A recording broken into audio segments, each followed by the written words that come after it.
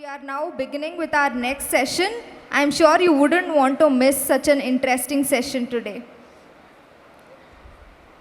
When we look outward for answers, we will always find conflicted reasoning. But when we find the quiet and look inward for answers, we listen to that little part of universal energy called soul, and that is where the truest answers are found. To transform such inner self is an experience in itself. To talk about such an transformational experience, we have with us today an inspirational lady, CA Padmavathy S., who is a member of ITAT. I request CA Abhilasha Chaturvedi to welcome CA Padmavathy S. with a book. CA Padmavathy S is a qualified chartered accountant, cost accountant, and has done a diploma in information systems audit. She is also a trained psychologist and has completed her master's in psychology.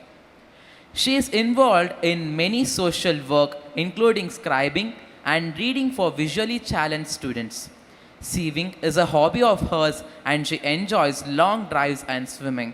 She strongly believes that disability is only a condition and not a constraint.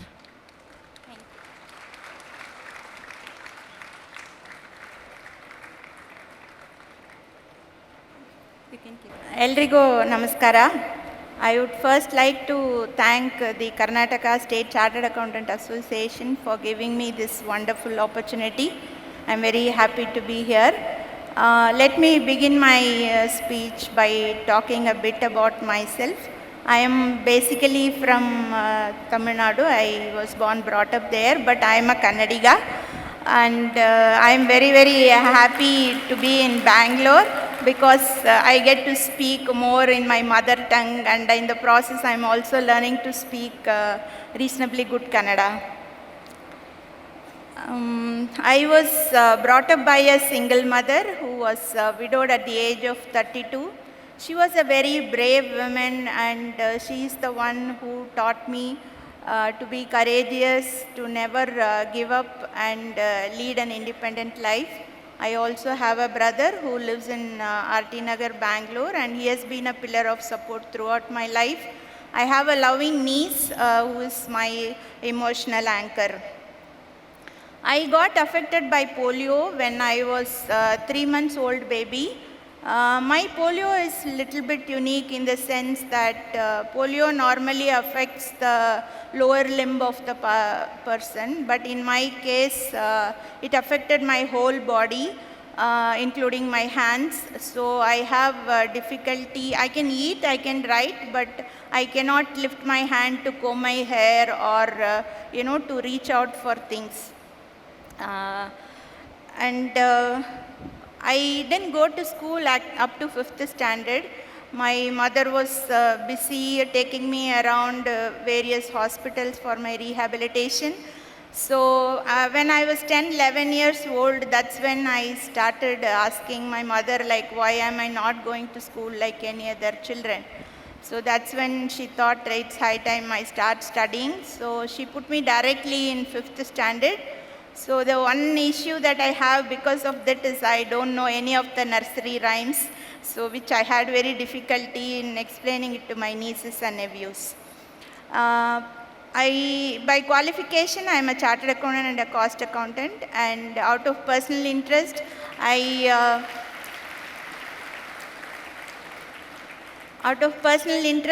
did my master's in psychology also, and a couple of courses in counseling. I worked for a NGO which was into counseling highly suicidal persons. So I am a trained psychologist specialized in suicide prevention. I started my career way back in 1995, and after 11 years of practice, I moved to industry. Before moving to ITIT Bangalore, I was working with Barclays Shared Service Center, and prior to that I was working for Standard Chartered for about 13 years.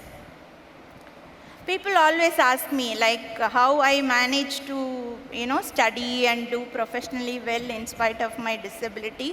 I always tell them that I am able to do all this because of my disability only. I would say that the journey has not been easy. I had lot of challenges, especially during my college days and CA days, because you know the infrastructure facility in our country, which is not that friendly for persons with disabilities. So accessibility was a great problem for me, and commuting, because the buses and trains were not accessible for persons with a disability, because of which I had lot of challenges in commuting from one place to another. So my family used to shift houses near where I was studying or doing my articles. So that was the greatest challenge which I faced. But still, I think that I am God's special child, because He has to take special efforts, extra time to take care of me. And I won't claim sole credit for where I am today, because so many people, my family, my friends, my colleagues, my teachers, everyone have played a significant role in where I am today. So that way I feel really, really blessed. As a person with a disability, I have to really work on my internal growth, and because I didn't want to be a person having self-pity and why me kind of a feeling. I wanted to always lead a happy and peaceful life. So I just wanted to share with you a couple of things that I have practiced in my life for my inner transformation. When I talk about that, please, I'm not an expert in the field, and I'm not saying that everyone should follow that. I just wanted to share what has worked for me, and I wanted to share my life's journey with you. One of the most important things that has worked for me, or that has helped me for inner transformation, is when I started accepting my disability. During the teenage years or growing up years, I used to feel very angry and upset that why I am not able to do things like any other normal person. So in my endeavor to kind of behave like a normal person, I would end up being more miserable and even more depressed. That's when I slowly started accepting the fact that I have certain physical restrictions, and I have certain disabilities which I should learn to live with. Believe me when I say that once I started accepting the fact that I have certain physical constraints, my mind became free and it started working on what can I do next. That's what helped me to choose a profession where I use more of my mental ability than more of my physical. My physical constraints are only, my constraints are only physical. By God's grace, I have my mental ability which I can leverage on. All this started only when I started accepting that I have to learn to live with my physical disability. When I say that you accept, it doesn't mean that you are giving up. No, you are only admitting to yourself the realities of life, and you start working on how you can grow beyond your whatever constraints that you have. When I say acceptance, it doesn't have to be just your physical constraints, be it your professional challenges or relationship issues or any other personal issues. Everywhere, accepting the realities of life definitely helps you. Once you accept the realities of life to yourself, definitely your mind will calm down and you will start working on the solution mode.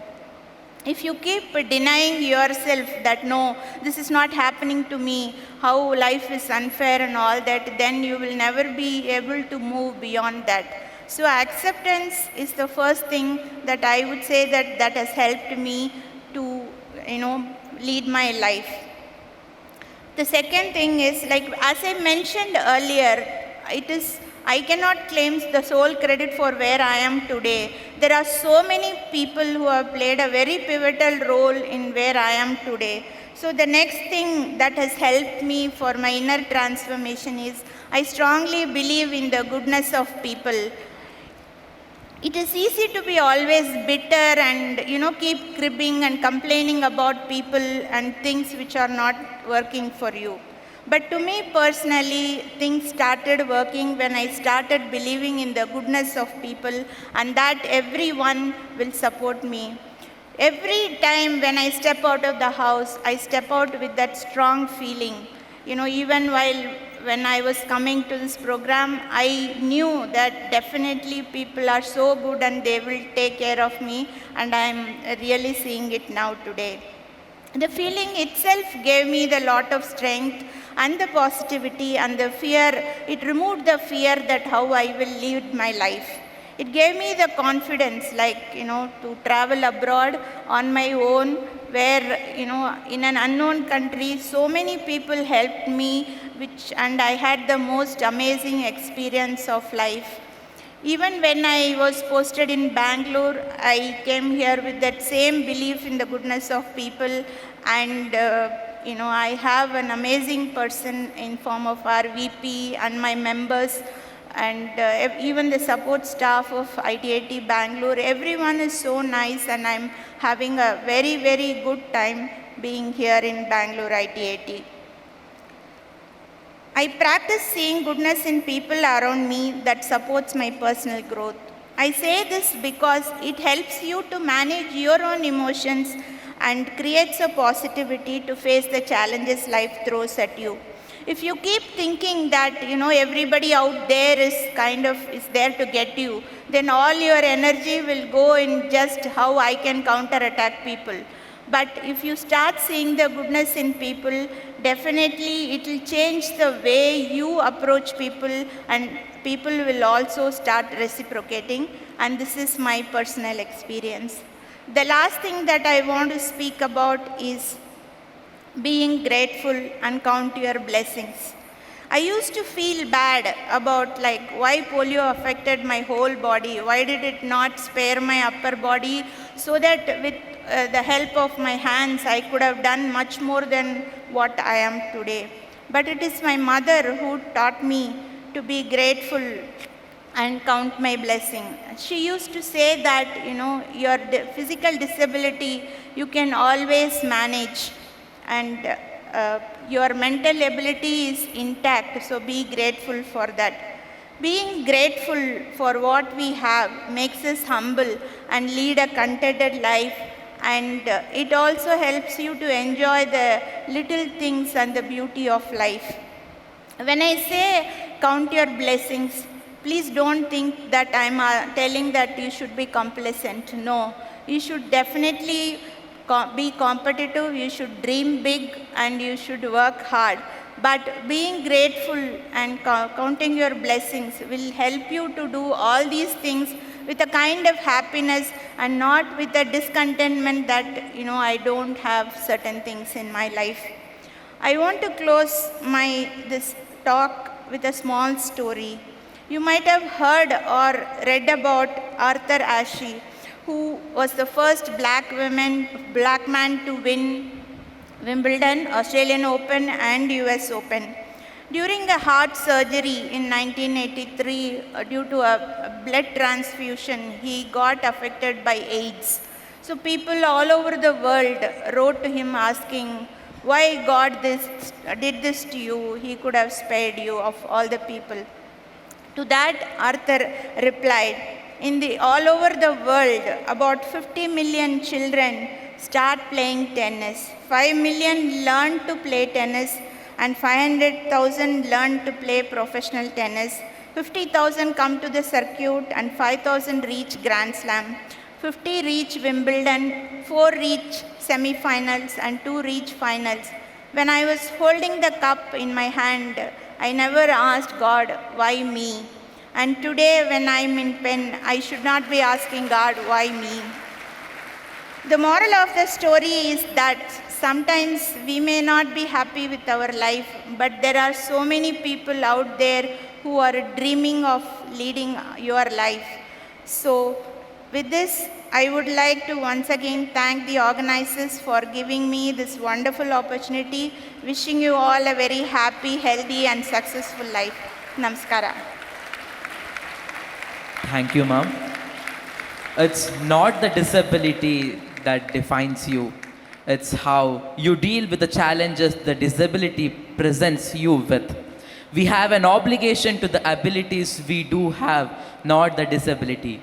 Ma'am, you have proved this to be true by standing against the disability and rendering a message that do what you love and be yourself. Dear members, I think we all should give her a standing ovation for taking up life as a challenge and not giving up. We cannot imagine the efforts that she had to put in to accept the realities of life and move ahead. Ma'am, we are truly inspired by you today. Thank you. Thank you so much. I request CA Alpa Shah to present a memento to CA Padmavathy S as a token of our gratitude and appreciation. Once again, a huge round of applause to this inspirational lady who has graced us today with her presence. Thank you. Thank you so much. Thank you so much. Thank you. Thank you, ma'am. We have so much to take back from your life lessons today. Thank you so much. Thank you. We recognize the contribution of our sponsors for this event, which is Tally and also Sun IT Solutions. On behalf of Sun IT Solutions, we have Mr. Divakar. I request Mr. Divakar to please come on to the dais. I request the President of KCA, CA Pramod Srihari, to present.